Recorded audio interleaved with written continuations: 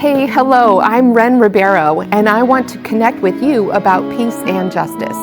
We are interviewing women who labor for peace, as we have forever and always will, until we all feel peace in our homes, our workplaces, our communities, and especially our bodies and minds. This initiative is named Mujéres Co-Labor for Peace. It's a show of intimate conversations with justice workers who are healing their self and communities from the effects of misogyny, capitalism, and climate change. Welcome to Mujéres Co-Labor for Peace. I am Wren Ribeiro, and I wish you complete wellness and lasting peace. I'm going to jump right into our every episode heart check-in. In this moment, what am I feeling? I'm feeling like a little verklempt, I guess. My heart seems physically calm and content, but psychically I'm like in this in-between space. Maybe a bit trippy. How is your heart? Let's breathe into this great moment together.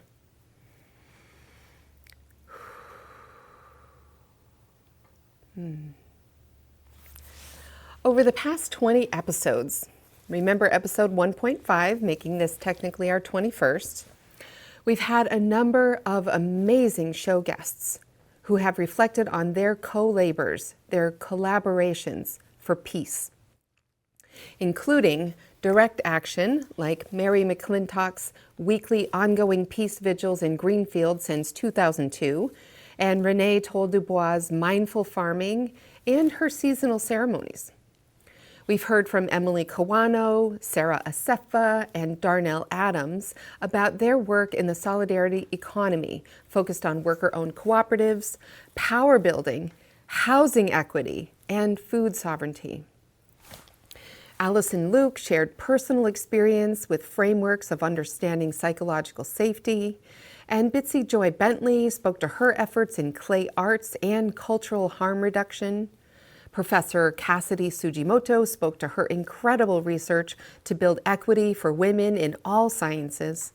And Susan Raffo spoke to her life's work as a healing practitioner on the individual, the communal, the historical, and the ancestral levels. While it feels like I'm now beginning to sprout as a seedling host of this MC4P podcast and put roots down toward the healing of the effects of misogyny, capitalism, and climate change, it also feels like it is time for me to pause, to do some reflection vis-a-vis my own inner fortune journaling practice.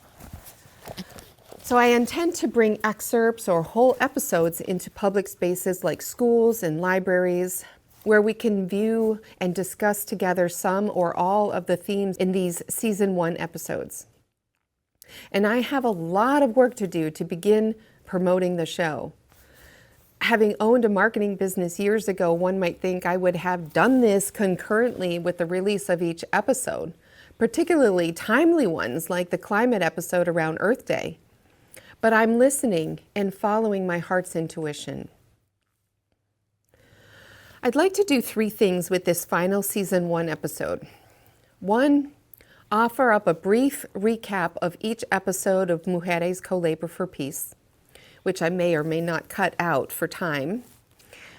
2, share a few meaningful excerpts of the very big document I wrote that serves as the foundation of this show. And 3, share a bit about a woman who has dedicated her life to the very end to healing some of the effects of capitalism through labor organizing, with great trials and celebrations for all of us to reflect on. Here are the thumbnail images of each episode with title and short description. The first episode, What is Misogyny? Featuring the work of Kate Mann, Melissa Emery Thompson, Andrea Dworkin, Gerda Lerner, and more. 1.5, Grief and Misogyny, featuring Madonna, Centering Sisters LLC, Claudine Gay, and an inner fortune journaling and self-reflection tool called using your wits, which is in the thought section. The second episode is Primal Healing of Misogyny, featuring matrilineal primate societies, biomimicry, Audre Lorde, Angela Saini, Charlotte Perkins Gilman, and more.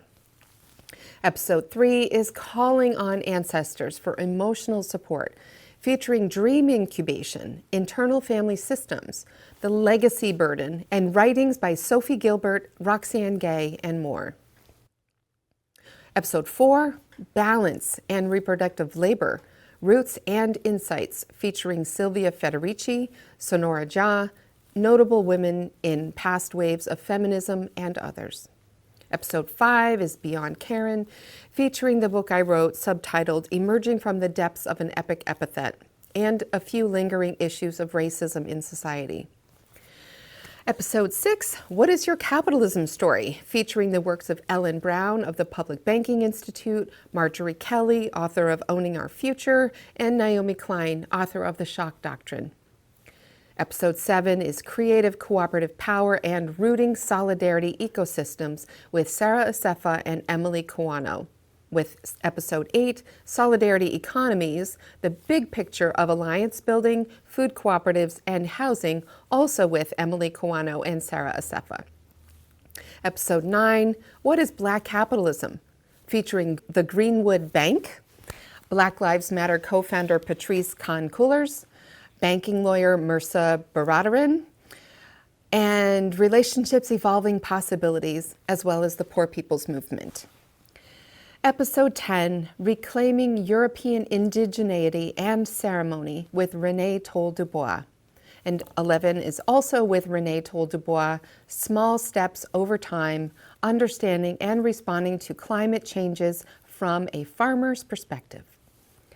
Episodes 12 and 13 are parts 1 and 2 of a discussion with Allison Luke about the differences between cooperatives and corporations, as well as frameworks for inspiring courage and psychological safety.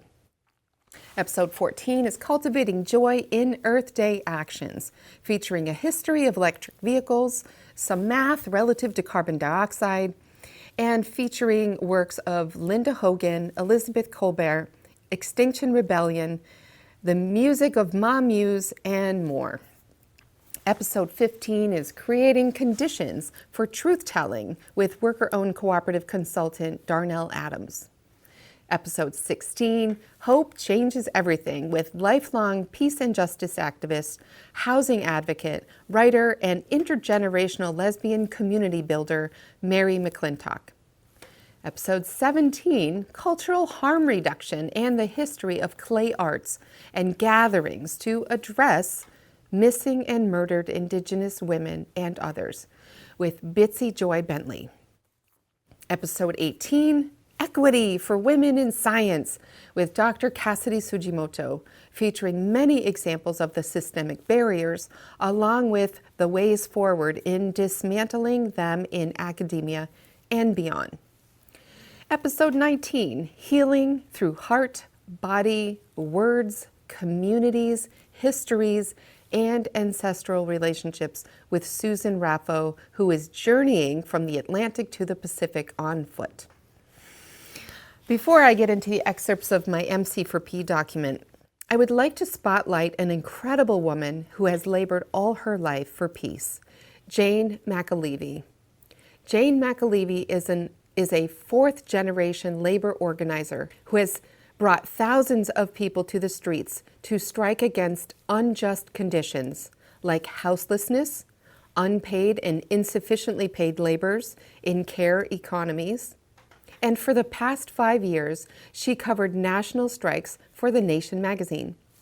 She speaks to the historic win by 4,000 Volkswagen employees in Chattanooga, Tennessee, overwhelmingly voting to join the United Auto Workers as a beatdown that will be a massive change in the U.S. South. Jane is the author of 4 important books, including The Labor Organizing Bible, Rules to Win By, No Shortcuts, Organizing for Power, Raising Expectations and Raising Hell, and A Collective Bargain, unions, organizing, and the fight for democracy. Here is Jane's website. She has just completed, or perhaps cut short, a media tour to speak to some of the inspiring unionizing wins and fights across the United States due to a very hard battle with cancer. Wishing you great peace, Jane. In the last stretch of 2023, I wrote a womanifesto called Mujéres Co-Labor for Peace.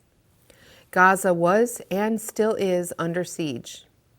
Hate crimes were off the charts, and I had consumed so many statistics of injustice that I was entirely full up, only able to shake all the agitation off by attending and dancing my heart out at a concert by BCUC, the Voice of Soweto. I'll play a bit of their magic at the end of this episode. First, here are 6 threads from my MC4P womanifesto that I would like to weave into the threads or co-labors of other peace workers, including the sense of weaving alongside similar weavers as a sense of connection and collaboration, as a vibrational wavelength or perhaps weave length. 1. When an individual journey resonates or ripples out like a natural body of water, it satisfies the soul. 2.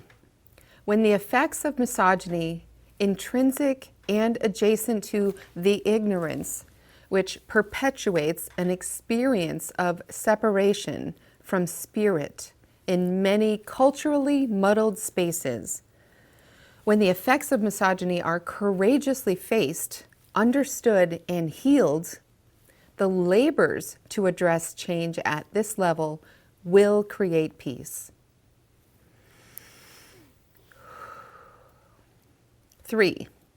The pervasive messaging from media and certain religions and other power institutions propping up the culture of capitalism, insinuating that women are the weaker sex, is only disproved through the outrage us emotional labors that give women the self-determination to vocalize truth in the pursuits of peace and justice. 4. Asking ourselves questions, not just hard questions about capitalism, asking why is this so, is a basic human process, one that undergirds our capacity for steady life skill development. Life skills are things like cooking meals and cleaning up after ourselves. Life skills are not developing algorithms to capitalize on people's behaviors.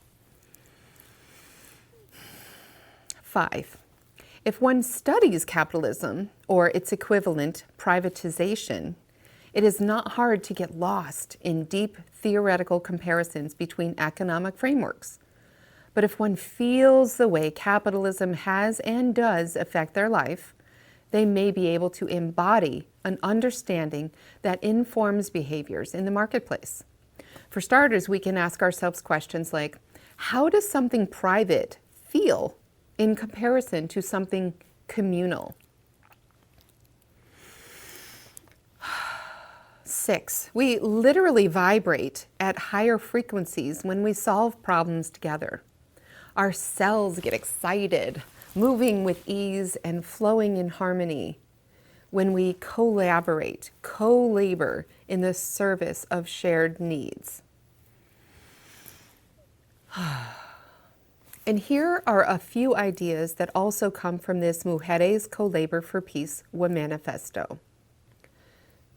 These ideas include joining me in a pledge to refuse to harm future generations with the ignorance through diligent practices of mindful speech and mindful listening, direct action and allyship, popular education pedagogy, and heart-centered witnessing. Here's another one.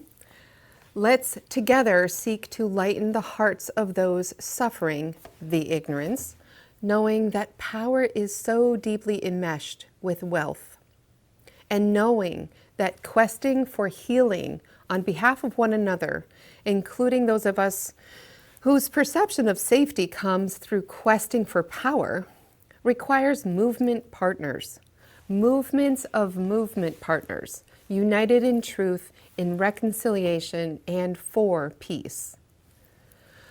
Let's give thanks to the healing labors of the most culturally resilient across the world. Through these co-labors, the ways in which hurt people are becoming clearer. Let's give thanks for justice workers, able to hold space for healing, even the generationally resistant pain felt by perpetrators of injustice. Justice workers are peacekeepers with hearts that radiate deep truth. Their labors help some who are overburdened by dominant racial and gender constructs begin to explore psychological safety with hearts that radiate deep truth. To co-labor for deep truth is to immerse oneself in the understanding that colonizers were the first victims of colonization, that their hearts, too, must be healed.